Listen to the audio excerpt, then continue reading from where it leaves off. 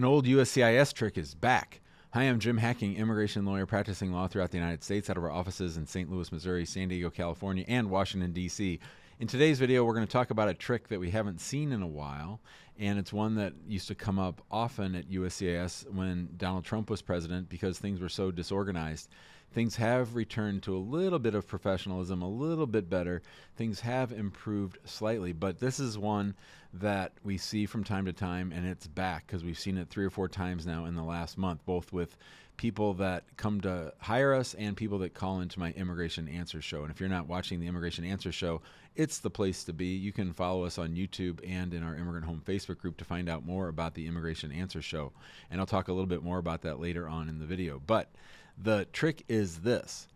USCIS receives your application. Let's say it's for a green card or an overseas visa case or for citizenship. You get your receipt notice back. Your receipt notice has your proper address. USCIS has your proper address throughout the entire time your case is pending. Then they send you a request for evidence, and you never get it. And in fact, your attorney never gets it. And then USCIS gives you a deadline in which to reply to the request for evidence or the notice of intent to deny, and then you don't respond to it because you never received it. USCIS is then going ahead and denying the cases for failure to prosecute, failure to push your case forward, failure to respond to the request for evidence, failure to respond to the notice of intent to deny. This is an old trick that they use from time to time, and it's really, really crazy because the amazing thing is they send your receipt notice to the right address, they send the denial notice to the right address, but somehow, some way, they just don't get that request for evidence to your house. We've seen this time and time again. As I mentioned, we've seen it 3 times in the last 30 days from different people calling the show and contacting us. So you really have to ask yourself, if they've put the date into the computer system correctly so as to send you the receipt notice and to send you the denial notice, well, what in the heck happened with the request itself? How in the world can all the right mail get sent by USCIS to the right address, but the hard mail, the mail that you really needed, doesn't go to the intended sender? I think you could try to give them bad motives. I think that there might be a little bit of funny business, but we don't need to decide that because at the end of the day, these denials are wrongful and they're also a huge hassle. You know, many times these requests for evidence or notices of intent to deny come months and months and months after a case was filed. So here you've waited all this time, you've done everything you're supposed to do, then USCIS sends you a request for evidence, probably asking for stuff that they already have or they don't even need, and then they don't send it to the right address or it never gets to you,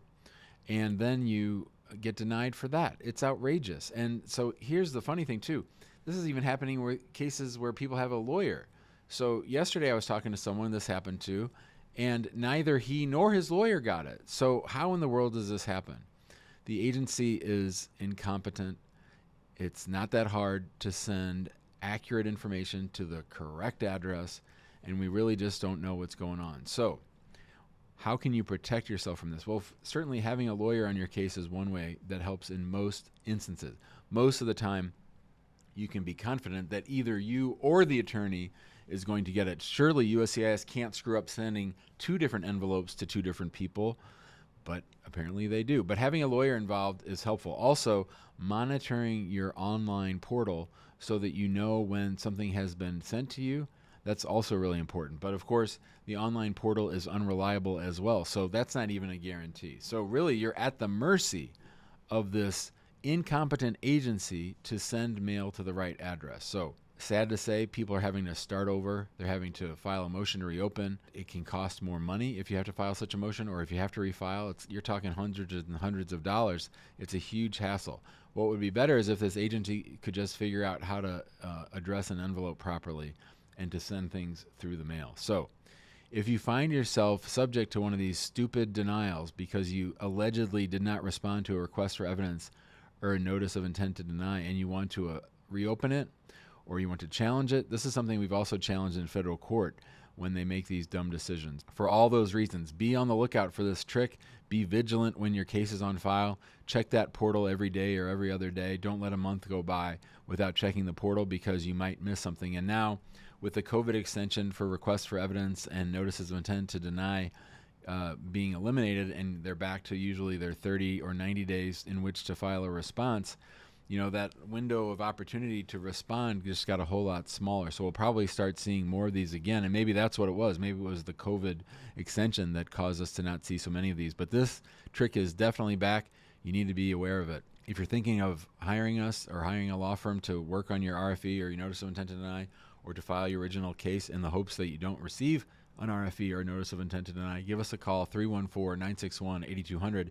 Email us, info@hackingimmigrationlaw.com. Be sure to join us in our Facebook group. It's called Immigrant Home. And then, of course, we have our Immigration Answers live show, which I mentioned earlier. We'd love to have you join us there. I answer immigrants' questions for free for a full hour, several hours a week. And then we have our YouTube channel that you should subscribe to. That way you'll get alerted whenever we make a video like this one or whenever we're about to go live in the Immigration Answers show. Thanks a lot, and we'll see you next time.